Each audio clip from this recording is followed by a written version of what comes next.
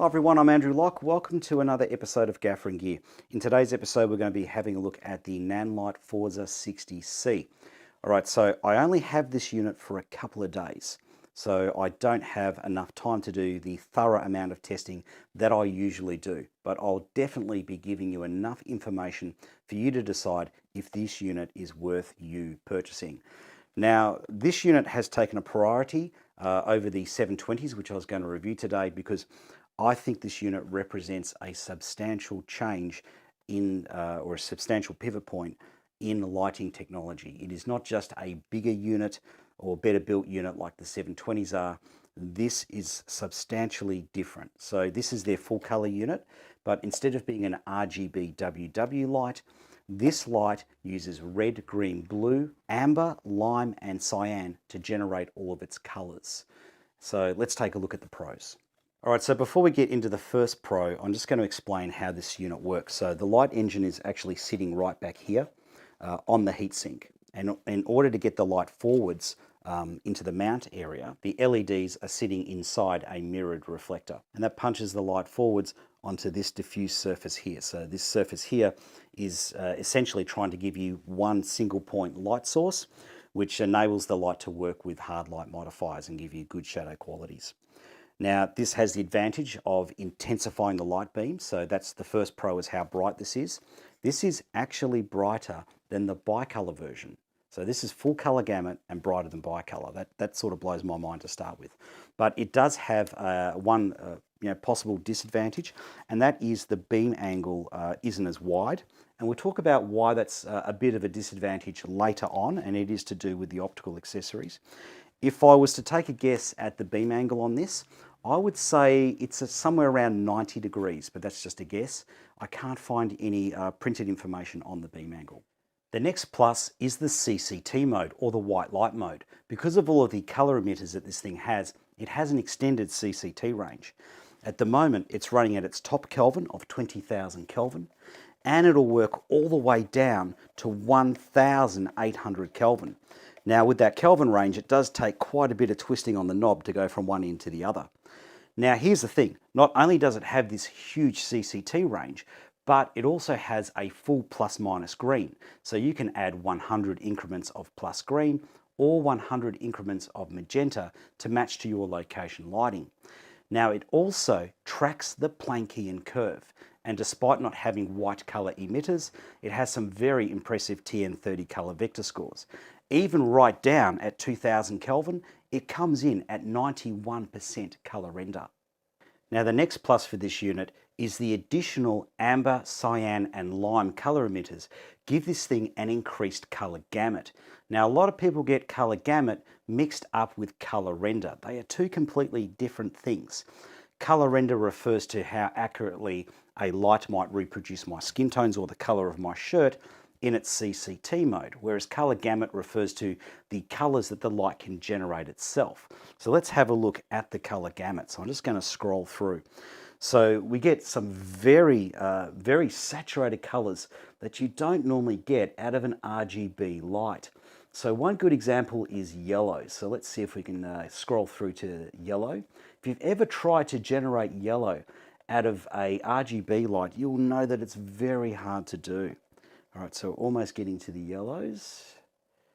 That's amber. And there we go, that's yellow. So here's the next positive in this mode.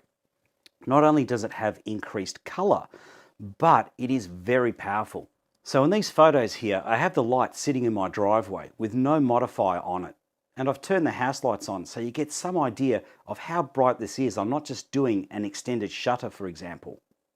Now, it blows my mind that this light with no modifier on it can deliver this sort of firepower in full saturated colors. Now here I'm using the light with the projector mount coming in from outside. I'm using it about 7 meters away from the window to try and get an even distribution of light level across the wall. Now here I'm using the light with the projector mount to get fine controlled colored lighting. That brings me to my next point. The light already has optical accessories that are available for it, such as the projection mount and the Fresnel that I have here. This Fresnel sells for under 100 Australian dollars.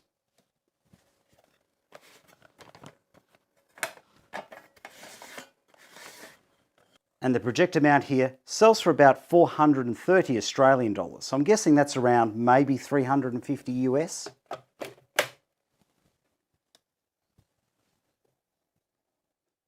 Now the next pro is a big one for professional users. The light has a Dmx port. You will need a Dmx cable to plug into it though. Now here's the pluses. It actually has really good Dmx profiles.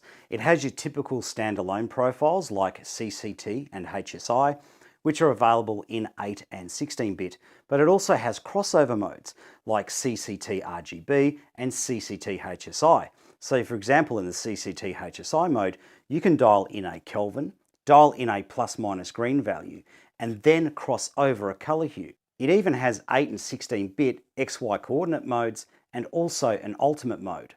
Now the Dmx is pretty good. If you're doing fast fades, for example, it is very smooth.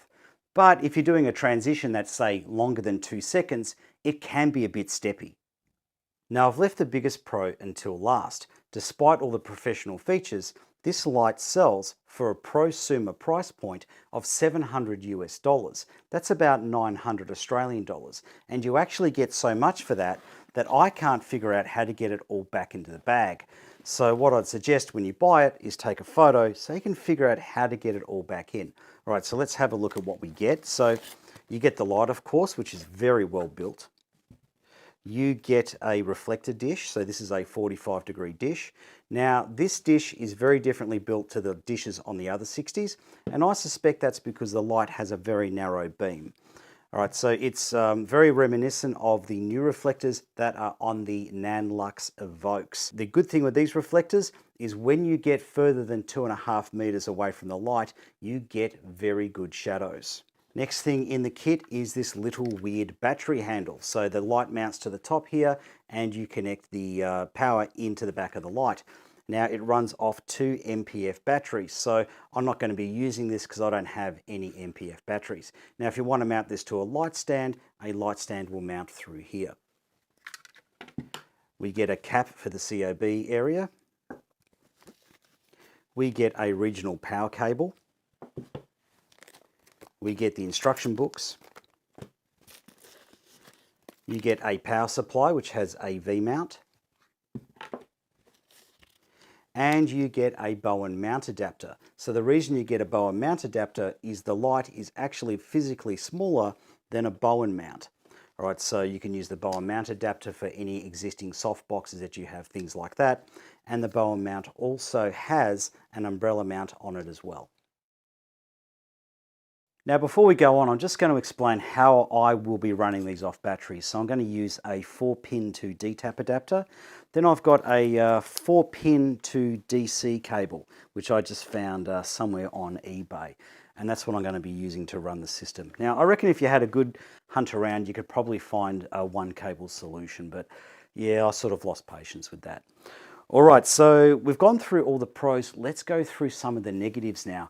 And the first negative I have is to do with the XY mode, especially with the phone app, or at least with the phone app in the Android version. Now this light has an extended color gamut because of all of its extra color emitters. The software engineers cut and pasted the RGB color gamut map from the previous lights. Now in addition to this, the app and the light seem to be running in different color spaces. So the phone app looks like it's got a color gamut that's in excess of, say, a Rec 2020, but the light seems to be running in a Rec 709.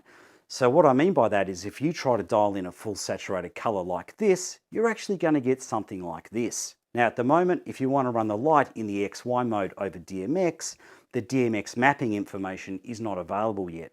Now the next negative is to do with how the light works through the projector mount. Now the projector mount was designed for the monocolor and the bicolor light.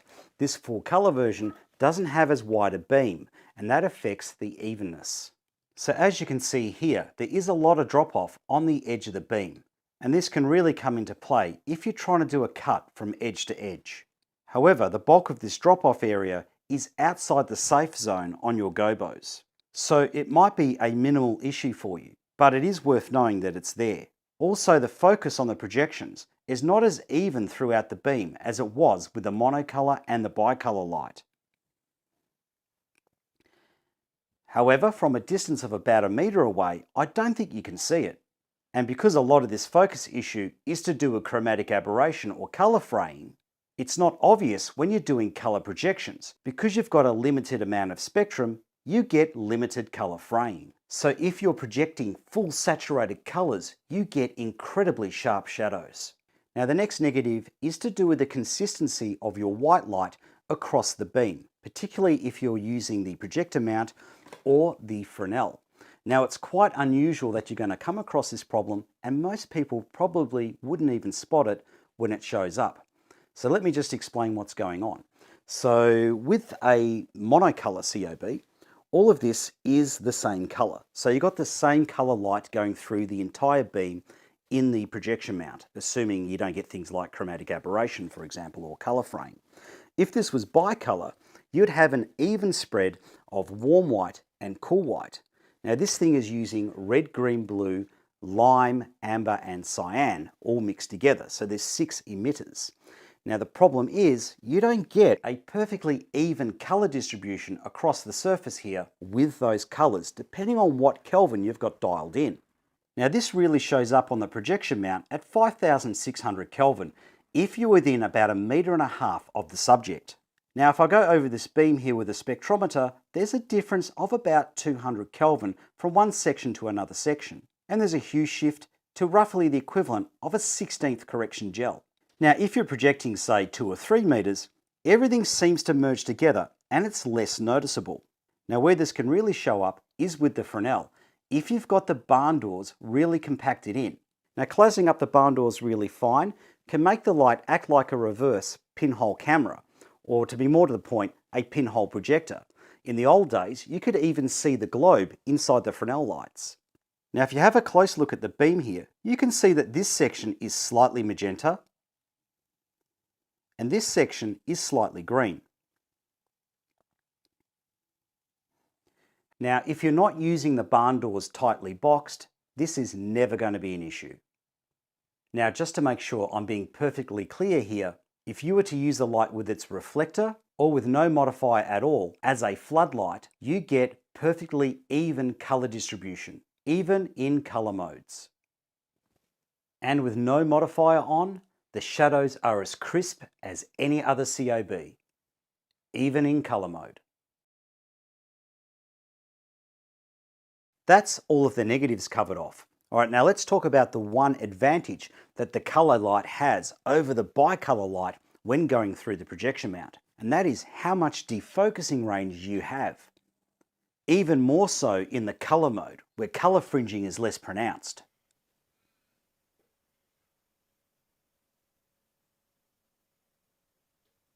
Okay, let's have a look at how the light performs with the Fresnel.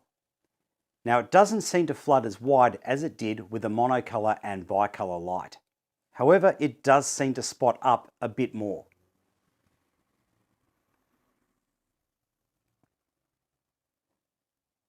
The barn door cuts seem to be largely the same as with the monocolor and bicolor light.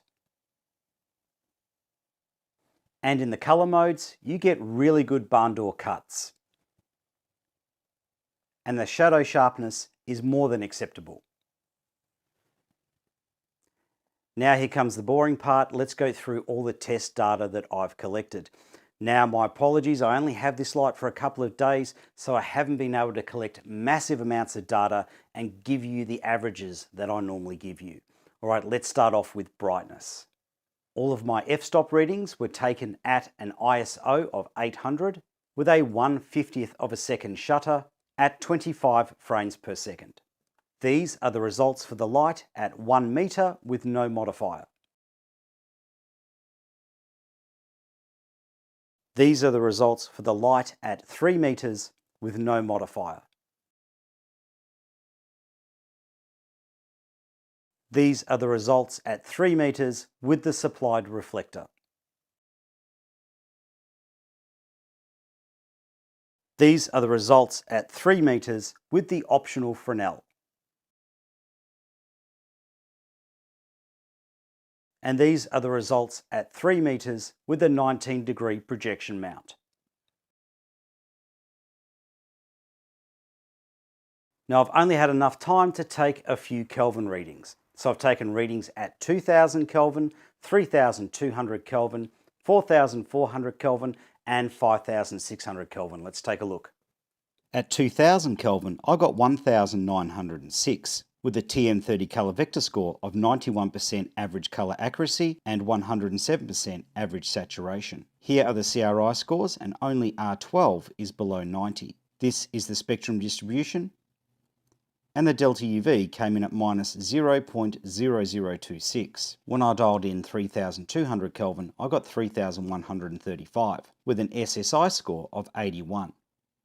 The TM30 colour vector testing results were 95% average colour accuracy with an average 102% average colour saturation. Here are the CRI scores, and only R12 is below 90. This is the spectrum distribution, and the delta UV is insanely accurate at minus 0.0002. When I dialed in 4400 Kelvin, I got 4340. The TM30 colour vector scores came in with an average 94% colour accuracy and an average 102% colour saturation. Again, with the CRI scores, only R12 is below 90. Here is the spectrum distribution, and the white point is very accurate with a delta UV of minus 0.0011. When I dialed in 5600 Kelvin, I got 5526 with an SSI score of 71. The TM30 colour vector scores were a healthy 94% average colour accuracy with an average 102% colour saturation. Again, with the CRI scores, only R12 is below 90. Here is the spectrum distribution, and the white point was smack on the Planckian curve with a delta UV of 0.0000. And this wasn't just a once-off. I tested this 4 times and got the exact same result. All right, so that's another review done. Now for me, this makes a lot of sense. The pros outweigh the cons. So I'm going to be updating my bicolor lights with the 60Cs. Now in addition to that, I'm going to get more of them. So I'm going to have 6 of the 60Cs, 4 of the projection mounts, and 6 of the Fresnels. Now that makes a lot of sense for the type of work that I do. It might not necessarily be the case for you. Now here's an example of how I use these lights. The back edge and the light down the side of the car is supplied from a Forza 60C bicolor with a 19-degree projection mount. Now the reason I'm using this light is there's nowhere to put the light that is not in shot. And these units are so small, you can stick them in shot and no one's going to notice in this sort of situation. So for the type of work I do with these projector mounts and lights, it makes sense for me to upgrade because I get that extended CCT range and DMX control. I'm Andrew Locke, see you on the next episode of Gaffer Gear.